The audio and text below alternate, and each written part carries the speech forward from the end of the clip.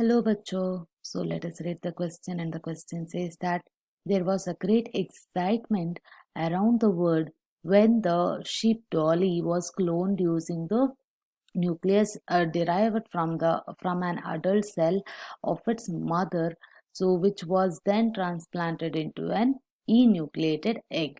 सो यहाँ पे क्या बोल रहे हैं? सो यहाँ पे एक डॉली शीप के बारे में बोल रहा है. सो इस डॉली शीप क्या था? वो एक क्लोन्ड शीप था. सो एक ट्रांसजेनिक एनिमल था ये एक. So hence this transgenic animal was basically cloned by or produced by cloning or transferring the entire gene or entire nucleus into an enucleated egg. सो ये कैसे प्रोड्यूस हुआ था? एक एंटायर न्यूक्लियस को ई न्यूक्लिएटेड एग के लिए ट्रांसप्लांट हुआ था. ट्रांसफर हुआ था. Hence it was clone. ऐसे क्लोन करके एक डॉली शिप बन गया था. सो देयरफॉर ये डॉलरशिप इन्वेंट किया था ना. वो टाइम पर साइंटिस्ट ने बहुत ग्रेट एक्साइटमेंट पे था. और there was also an excitement when it is announced that genes of human diseases like muscular dystrophy have been cloned. So which statements about these two examples of cloning is correct? यहाँ पे दो statements दिए गए हैं. एक muscular dystrophy के लिए और डॉली शीप के लिए.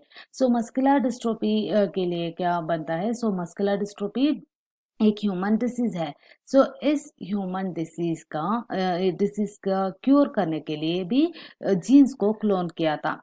एक ऐसे क्लोन किया था. This was also cloned. This was basically cloned by taking a segment of DNA. Small desired gene क्या था? डिजायर्ड डीएनए क्या था? वो आइसोलेट किया था और इस डिजायर्ड जीन को ट्रांसफर किया था. एक वेक्टर का हेल्प से ट्रांसफर किया था. एक वेक्टर को फ्यूज करके उस एंटायर वेक्टर क्या था? डीएनए जी डिजायर्ड जीन और वेक्टर क्या था? उसको एक होस्ट सेल के लिए इंसर्ट किया था. एक होस्ट सेल पे इंसर्ट किया था इस जीन को.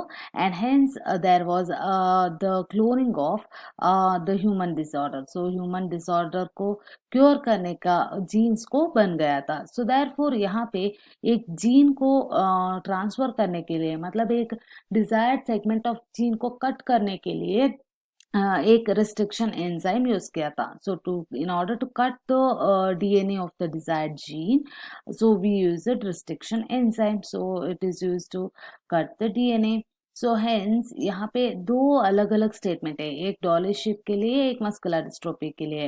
इन दोनों एग्जाम्पल से कौन से वाले क्लोनिंग करेक्ट स्टेटमेंट है करके पूछ रहा है यहाँ पे. यहाँ पे एक डॉली शिप पे कोई रिस्ट्रिक्शन एंजाइम यूज नहीं किया था. But whereas muscular dystrophy के लिए हमें रिस्ट्रिक्शन एंजाइम यूज किया. यहाँ पे एंटायर न्यूक्लियस ट्रांसफर हो रहा है डॉली शीप पे. वेर एज मस्कुलर डिस्ट्रोफी एक डिजायर जीन ट्रांसफर हो रहा है, खाली एक सेगमेंट ट्रांसफर हो रहा है. Whereas in Dolly sheep the entire nucleus, that is the entire gene, is transferred into enucleated egg. Hence यहाँ पे इन दोनों एग्जाम्पल से कौन सा वाला स्टेटमेंट करेक्ट होता हो? ऑप्शन बी करेक्ट हुआ था. One involves the cloning of nucleus. एक डॉली शिप पे क्लोनिंग ऑफ न्यूक्लियस इन्वॉल्व होता और the other involves the cloning of peace of DNA. एक खाली सेगमेंट ऑफ डीएनए इन्वॉल्व होता है. हेंस ऑप्शन बी हमारा सही उत्तर होता है. People understood it well. All the best.